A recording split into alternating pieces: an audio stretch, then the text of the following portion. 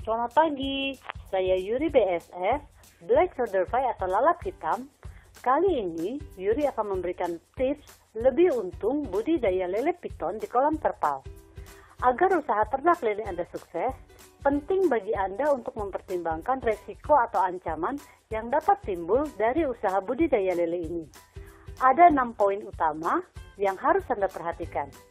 Video ini adalah lanjutan dari video Yuri sebelumnya yang berjudul 4 langkah tepat atasi agar benih lele tidak mati. Untuk menontonnya, Anda bisa mengklik link video yang berada di kolom deskripsi di bawah.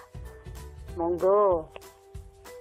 1. Seringkali benih yang baru ditebar ke dalam kolam mati semua.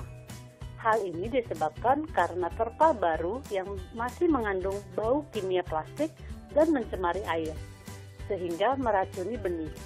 Untuk itu, pastikan bau yang menyengat tersebut telah hilang sebelum benih lele ditebar dengan cara mencucinya terlebih dahulu. 2. Cara ternak lele yang tepat harus memperhitungkan biaya pengeluaran pakan, serta cara pemberian pakan yang efektif. Kebutuhan pakan untuk ternak lele seringkali tidak terkendali, sehingga pengeluaran membengkak. 3. Pemberian pakan dengan bangkai binatang terkadang mengakibatkan ukuran pertumbuhan lele tidak merata. 4. Seringkali penggantian air secara langsung dapat membuat lele mabuk dan stres, yang berakibat pada kematian lele. Untuk itu, cara ternak lele dalam melakukan pergantian air harus secara bertahap, sedikit demi sedikit. 5. Untuk awal ketinggian air untuk benih antara 30-40 cm saja, dan ditambah seiring pertumbuhan lele piton. 6. Berikan herbal alami berupa daun pepaya dan juga buah mengkudu agar lele piton selalu sehat.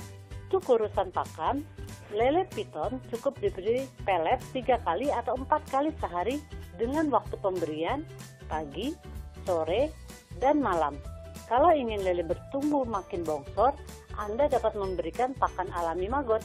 Berikut Yuri share step by step, langkah demi langkah, bagaimana memproduksi larva lalat hitam yang tinggi protein 45-57%, biaya mulai dari 1.500-an sampai 3.000-an per kilo.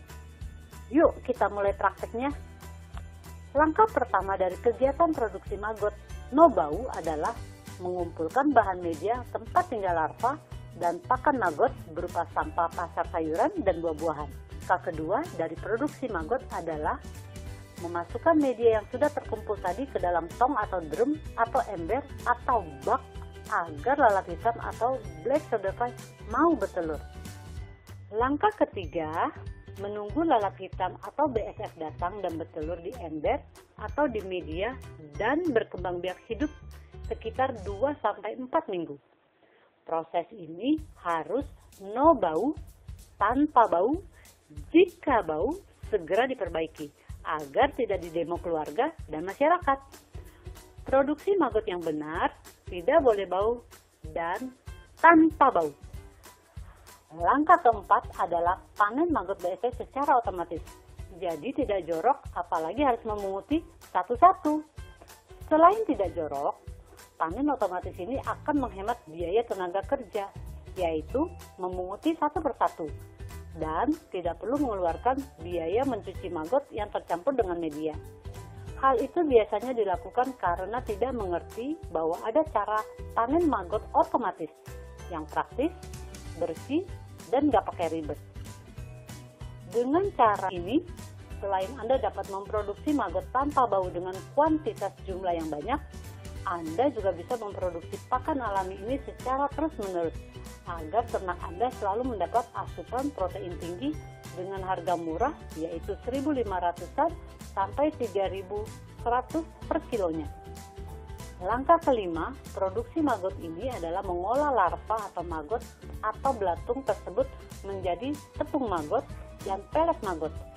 Dalam proses pencampuran maggot dengan bahan lain, tentunya Anda harus menyesuaikan dengan kebutuhan pakan ternak masing-masing. Misalnya untuk ikan 40-45%, sedangkan untuk unggas antara 18-22%. Produksi larva lalat hitam tanpa bau menjadi penting agar usaha Anda tidak didemo keluarga dan masyarakat. Sekian dulu. Jika Anda ada pertanyaan, silakan komen dan jangan lupa klik like dan subscribe. Terima kasih. Semoga bermanfaat. Saya Yuri BSS. Salam hemat dan bersihlah Indonesiaku.